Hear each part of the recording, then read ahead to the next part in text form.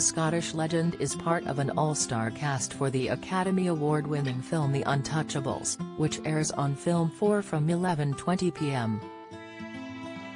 Connery collected an Oscar for Best Supporting Actor in 1987, for his turn as Jim Malone, starring opposite the likes of Kevin Costner, Robert De Niro, and Andy Garcia. It follows the story of a slick agent Elliot Ness, who leads a group of investigators in their attempts at ending Al Capone's reign of terror in Prohibition-era Chicago. Though Connery collected his sole Academy Award for his role, remarkably in 2003 an Empire film poll found him to have the worst film accent in cinema history. Throughout his career and celebrity life, Connery has been outspoken about his passion and love for his country of birth, Scotland.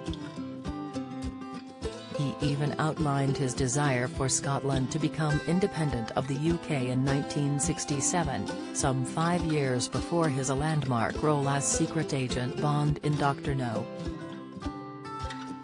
By the time he wrote to the Scottish National Party, SNP's George Leslie, he had followed up that film with From Russia with Love, Goldfinger, and Thunderball. In the letter, Connery wrote, "I am convinced that with our resources and skills we are more than capable of building a prosperous, vigorous and modern self-governing Scotland in which we can all take pride and which will deserve the respect of other nations." His backing of the SNP, some argued, led to him being turned down on a number of occasions for a knighthood. While he eventually secured the honor in 2000, a campaign to ensure he was given the title had gathered momentum for many years. His personal website even discussed why it had taken Connery so long to be given the honor.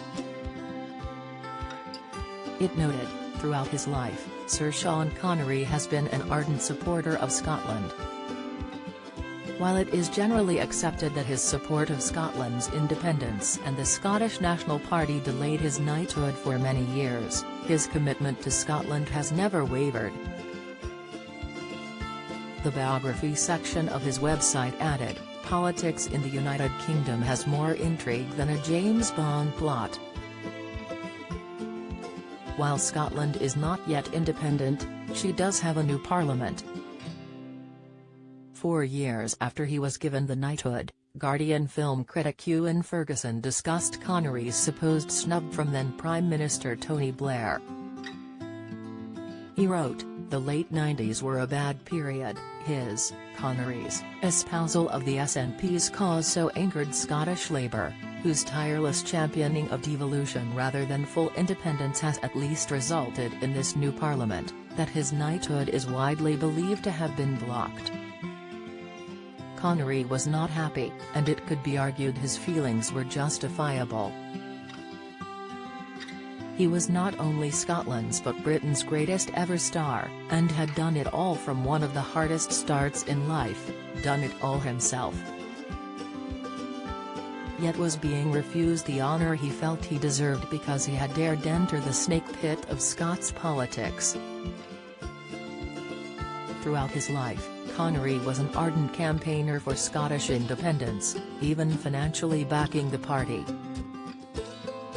His crusade in funding the SNP ended in 2001, when Parliament approved laws to ban overseas figures from funding political parties.